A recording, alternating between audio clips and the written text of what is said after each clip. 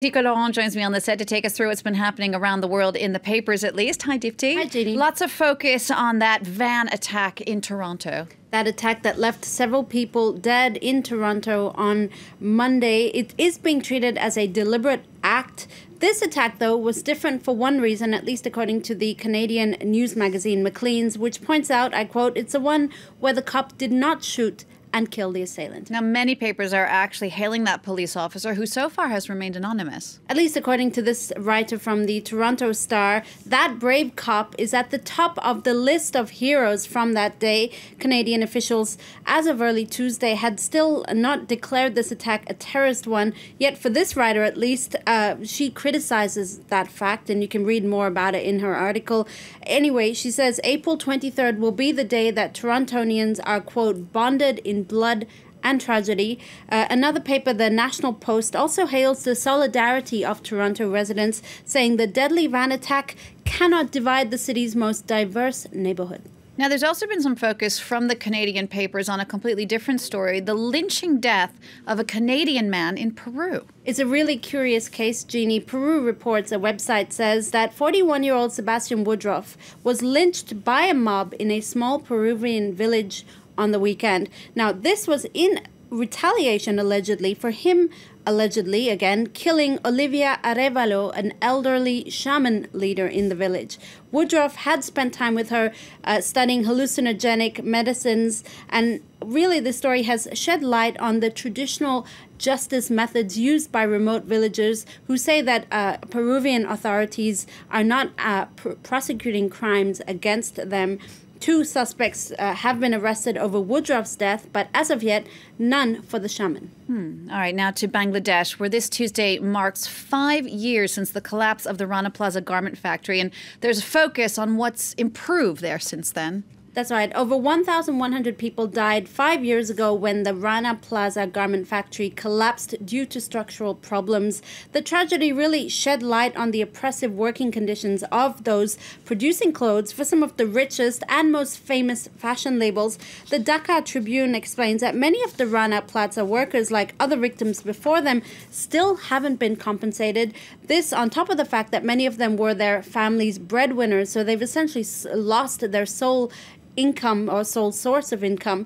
The aftermath did see a lot of safety restrictions put into place and the flourishing of trade unions. Now, the problem, though, is that many of those trade unions are funded by foreign organizations or NGOs, hampering its independence. So the Dhaka Tribune, in another article, says you have a situation where you have many unionized workers who are afraid to speak out. They say empowerment is key to making workplace safety sustainable. All right, something completely different now. A bit of science news out of the U.S. It's a world first.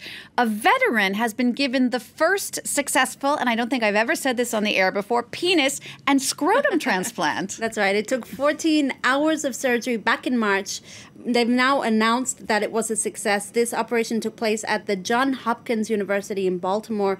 A U.S. Air Force veteran lost his sexual organs in an attack in Afghanistan, and now he's been given the first comprehensive penis and scrotum transplant. It's the 4th successful penis transplant, but what makes this case unique is that never before until now have surgeons successfully transplanted the lower part of the abdomen, the penis and the scrotum from a deceased donor into a patient.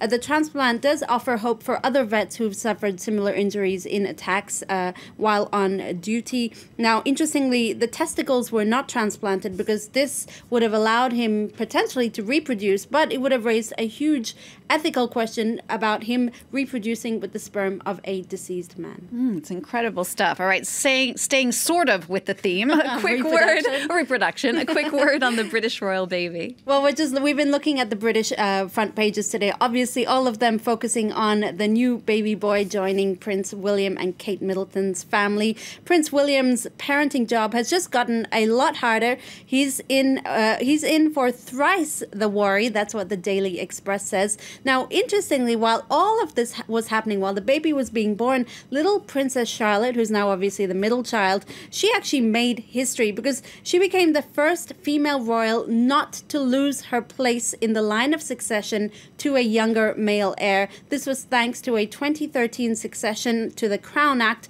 which sought to protect the rights of female heirs to the royal kingdom. I love that. All right, just to wrap up now, another great story out of Australia about a Ferris Bueller type day off for a very grumpy adolescent. I love this story. And it's getting a lot of traction, this story. This 12-year-old boy, he got into a fight with his mom. So to spite her, he stole her credit card, booked a spiteful 4-day trip to Bali, as the website Travel and Leisure explains. He tricked his grandma into giving him a passport and pretended to head off to school. Instead, he headed off for the airport.